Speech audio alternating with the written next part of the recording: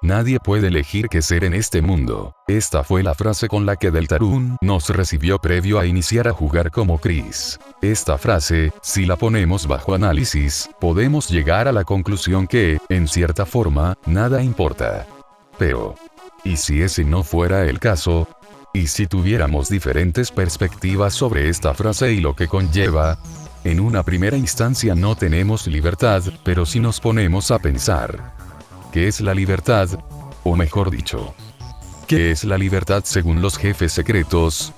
Por lo que, sin tantas molestias, iniciemos con I can do anything.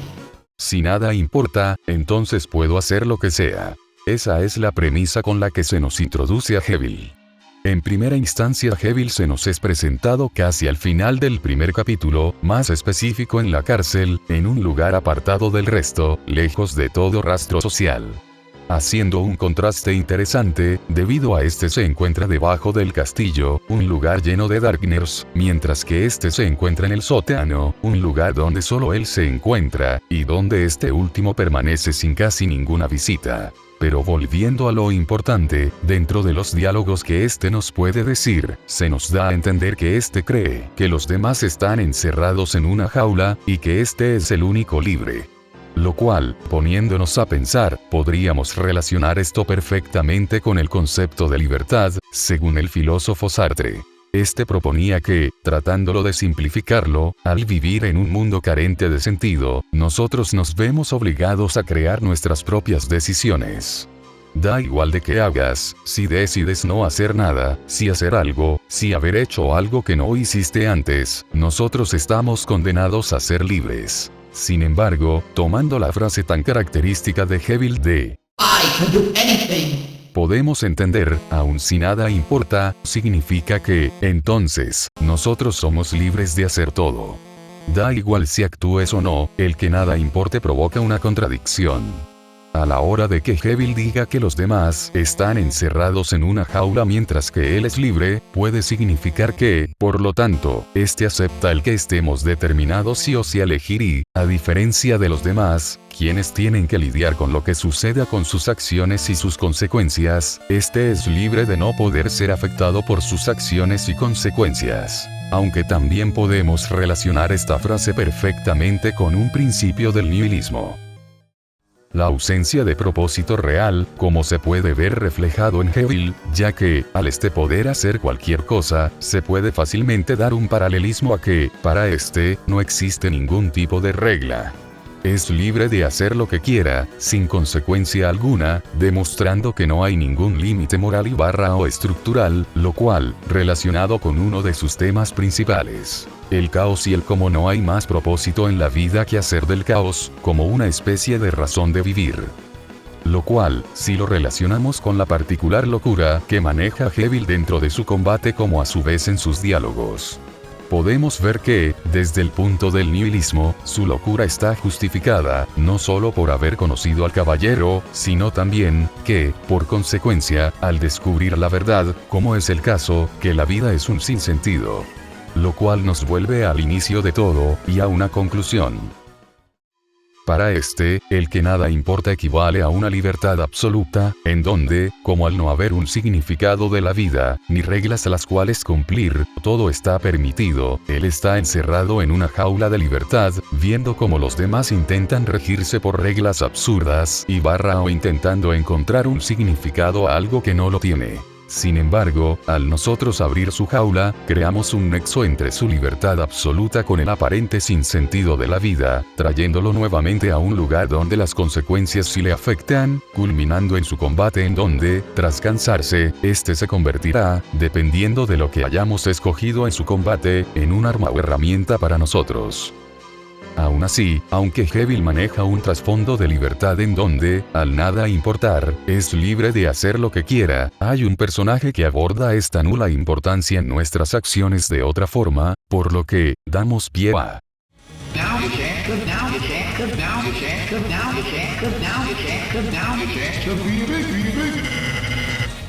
Antes de seguir, quiero dar una aclaración para la parte de Spantón. Para los que vieron mi resumen del capítulo 2, entenderán que de Espantom ya he hablado de su relación con la libertad, por lo que tomaré de referencia ese microanálisis para darle más profundidad y relacionarlo con el eje central del video. Una vez dicho esto, prosigamos. Si entonces nada importa, significa que puedo cambiar eso. Espantom desde su primera aparición se nos presenta como un personaje que busca la grandeza, de cualquier forma posible. Sin embargo, a medida que conocemos su pasado y nos enfrentamos a él, podemos entender que su verdadera búsqueda no es la grandeza, sino que es la libertad de sus propias acciones. Lo cual, si nos ponemos a pensar, provoca que éste, como medida desesperada, encubriera su objetivo verdadero con grandeza. Esto nos puede dar a entender que, en cierta forma, éste se refugia en el pasado, ya que, si recordamos los diálogos que nos cuentan los vendedores del Cyberworld tras vencer a Espantom Neo, estos nos dirán que, en el pasado, Espantom estaba obsesionado con la grandeza. Aunque en este pasado radica la búsqueda de libertad de este. Por un lado, podemos intuir que, gracias a los hilos que se ven en la pelea de Espantom, este busca el ser libre del supuesto ente que lo controla. Lo cual, si lo ponemos desde un punto más poético y existencial. Espantom busca su propia libertad, a diferencia de Evil, este no busca ser libre de forma en la que pueda hacer cualquier cosa sin que no haya consecuencia estructural, moral o física. Sino que este busca el poder elegir, el poder tener la libertad. Lo cual, si lo vemos desde una perspectiva existencialista, este quisiera dejar de ser en sí, para ser para sí. Pero, antes de entender lo que conlleva el dejar de ser en sí, para ser para sí, primero debemos de preguntarnos: ¿qué es el ser en sí y el ser para sí? Esta teoría también surge del filósofo Sartre. Esta dicta que el ser para sí es la esencia del ser humano, lo que nos hace propios, nuestra libertad, acciones, consecuencias, etc. Por otro lado, está el ser en sí. Este era utilizado para referirse a un objeto, algo que no se puede mover, y que no sabemos si tiene o no conciencia, a diferencia del ser para sí. Esto radica que, el ser para sí podría convertir a un sujeto en un objeto, o sea, un ser en sí. Esto sucede con Espantom, ya que, este al ser controlado, representado en su combate con los hilos que lo hacen colgar, y también en su pasado, representado por el teléfono, al cual este estaba atado. Pero la búsqueda de libertad de este radica en el que quiere dejar de ser un ser en sí para ser para sí. Si es verdad que esto suena confuso, sin embargo, podemos entender en pocas palabras que este quiere dejar de ser un objeto, es decir, dejar de ser utilizado para sí, entonces tener su propia libertad, el estar determinado a elegir, a estar atado a la causa y efecto de las acciones. Porque este, a diferencia de Evil, el cual busca hacer lo que sea como una forma de libertad sin consecuencia, Espantom busca el querer tener ese elegir en sus acciones, el poder sentir y el poder tener control de él mismo. Cosa que podemos relacionar con Chris y el alma, aunque esto lo dejaré para un futuro video. Aunque, volviendo a lo importante, aunque Espantom busca su propia libertad, este no lo logra obtener, pero acá surge la duda. ¿Por qué este no lo logró si técnicamente logró cortar los hilos que lo identificaban como un títere? Tristemente, podemos comprender que, quien lo controlaba, de manera metafórica y o poética, era el destino, ese destino el cual dicta nuestras acciones y nos da paso a ser verdaderamente nosotros. Al Espantom lograr desligarse de esos hilos del destino, en cierta forma, este cumple las características de la mala fe, concepto también pensado por Sartre. Este, en pocas palabras, se dicta que un sujeto deja de basarse en el ser para sí, para simplemente ser un objeto, es decir, ser un ser en sí. Pero volviendo a lo principal. Al Espantom desligarse de los hilos del destino, en cierta forma provoca que éste logre el efecto contrario de lo que quería, es decir, no logre ser un ser independiente del destino, algo que se representa gráficamente con la culminación de su combate, siendo que nos lo encontramos atados entre hilos. Por lo tanto, podemos dar una conclusión de que, el nada importa, para Espantom significa un cambio, el tener la oportunidad y la determinación de cambiar esto para de esta forma culminar en una libertad libre de toda esencia o destino que nos ate a algo y que rija nuestras acciones y consecuencias como objetos, como seres que no tiene conciencia y que solo se basan en ser objetos de un sujeto, en este caso, el destino. Sin embargo, esta libertad de poder elegir nuestras acciones y afrontar las consecuencias provoca una carga abrumadora en nosotros. Y así como Espantom terminó, poéticamente, sin un destino, las acciones son solo un eco, un algo sin causa ni efecto, provocando que, sin destino, sin ningún tipo de esencia, nuestra existencia no tenga un significado fijo, provocando un bucle en donde la libertad sea una condena, pero al mismo tiempo algo que anhelamos. Sin embargo, aunque esta última visión de la libertad sea una muy existencialista y pesimista, podemos decir que después de la tormenta, sale el sol, y este sol es.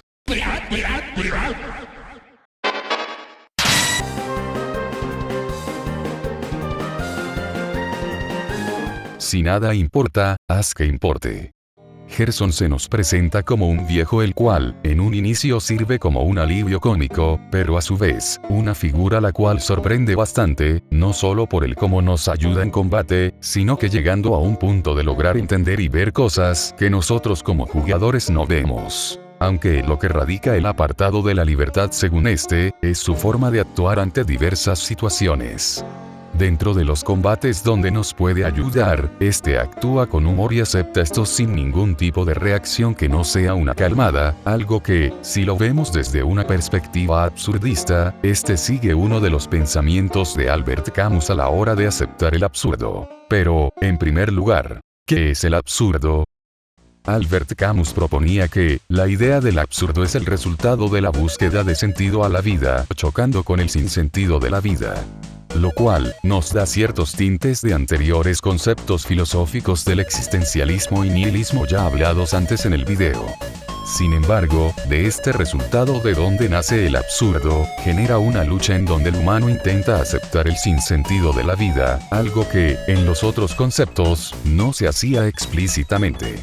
Un ejemplo de esto es el Sísifo, aquel que se le fue encomendada la absurda tarea de elevar una roca por una pendiente. Lo que quiero dar a entender es que, como seres humanos, el absurdo es la lucha contra la naturaleza humana de encontrarle sentido a todo aquello que nos rodea. Esto no da pie a que, frente al absurdo, nosotros, como sujeto, podamos reaccionar de diversas formas ante esto. Ya que, como se nos presenta el absurdo, este es un combate. Esto nos da pie a preguntarnos, ¿cómo puedo lidiar con el combate? Albert Camus proponía 3 formas para lidiar con este, de las cuales veremos una, ya que el primero, de forma resumida, consiste en el no aceptar al absurdo y combatirlo por medio del escapismo, lo cual, en cierta forma, pudimos ver de forma anterior en Hevil y Espantom. El segundo consiste en la aceptación del absurdo, pero con pesimismo. ¿Para qué seguir si no hay ningún sentido para avanzar? ¿Qué sentido tiene el seguir con el innecesario esfuerzo y sufrimiento? Esas son los tipos de preguntas en esta forma de lidiar por medio de esta mirada pesimista del sinsentido que conlleva el absurdo. Cabe destacar que esto también se puede notar en cierta forma con Espantom y Hevil, aunque no de forma tan notable, en mi opinión. Además, cabe destacar que, aunque quisiera, no puedo decir el nombre de estas 2 formas antes mencionadas, debido a ciertos problemas que podría tener con la plataforma. Pero como íbamos anteriormente, veremos el cómo lidiar de forma correcta según Camus, hacia el absurdo ejemplificando y explicándolo por medio del cómo Gerson actúa en sus apariciones, diálogos y combate. Esta forma de lidiar con el absurdo es enfrentarse a este, o como lo presenta Camus, la rebelión. En esta se presenta el que aceptemos al absurdo, pero a su vez siendo indiferentes a este, sin esconderse de este o dejando que te deprima el sinsentido de este. Esto se puede ver reflejado en las apariciones de Gerson, tanto en el combate como en su faceta de mentor con Susie. Por ejemplo, como mencionamos al inicio, esta toma los combates con humor, aceptando a estos y superándolos. Da igual que sea desde el enemigo más débil, hasta un ser que tranquilamente podría destruir el mundo, este los acepta sin ningún temor. Algo que también hay que destacar tanto de Gerson como también de Camus, es que este último propina que una forma de lidiar con el absurdo por medio de la rebelión es el humor, algo que como notamos, está presente en Gerson. Además, podemos notar que este no se rinde, y no deja que los demás se rindan, como podemos ver al final del juego en su aparición ante la regeneración contra el titán. Incluso antes de esta aparición, como por ejemplo cuando este ayuda a Susie con su curación, dándole un empujón para que, ante la aparente inutilidad de esta, logre encontrar la forma de avanzar y mejorar. No permitiendo que esta aparente nula importancia de Susie, funcione como barrera para esta. Y aquí es en donde podemos entender el significado de libertad por parte de Gerson. Pues, por ende, al nada importar, ante el aparente sinsentido que nos rodea, podemos afrontarlo y rebelarnos contra esto, aceptándolo, pero sin caer en la locura como Hevil, no cayendo en una espiral en donde mientras más subes, bajas como espantón, sino que adoptando este como lo que es la vida. La vida es un viaje sin sentido, sin embargo, lo que importa es que este, aun siendo sin sentido, no implica que no podamos disfrutarlo, porque en vez de caer en una espiral del cual no hay fondo, podemos disfrutar de la libertad, la cual, aun siendo absurda e infinita, nos da pie a que, así como Gerson, lo aceptemos como lo que es, pero siendo indiferente a esta. Lo cual, si nos ponemos a pensar, nos da pie a que Gerson es en cierta forma, el hombre absurdo que proponía Camus con el Sísifo. Si bien el Sísifo tiene una tarea absurda, este la afronta aceptándola, de manera que convive con esta sin caer en malos pensamientos, sino que, disfrutando del proceso y a su vez, siendo indiferente de que este es una tarea absurda sin sentido. Esto lo podemos usar como conclusión hacia el pensamiento que maneja Gerson sobre la libertad. Aun nada importando o siendo algo absurdo, como es el amplio concepto de la libertad, este disfruta del proceso, haciendo que la frase "nada importa" cobre sentido, ya que nos da pie a que nosotros disfrutemos esto, haciendo que, aunque nada importe, nosotros disfrutemos de ello, lo cual inconscientemente provoca que le demos importancia a algo que, en un inicio, no lo tenía. Antes de terminar el video quería comunicar algunas cosas. La primera es que ya he entrado en vacaciones de invierno, lo cual me da pie a que pueda trabajar en videos próximos. Además de preguntarles el qué opinan del rediseño del personaje que uso para narrar los videos. Y, por último. I don't want to do this anymore. Stir them beans! Stir them beans! Okay, I'll stir them beans. Stir 'em beans! Stir 'em beans!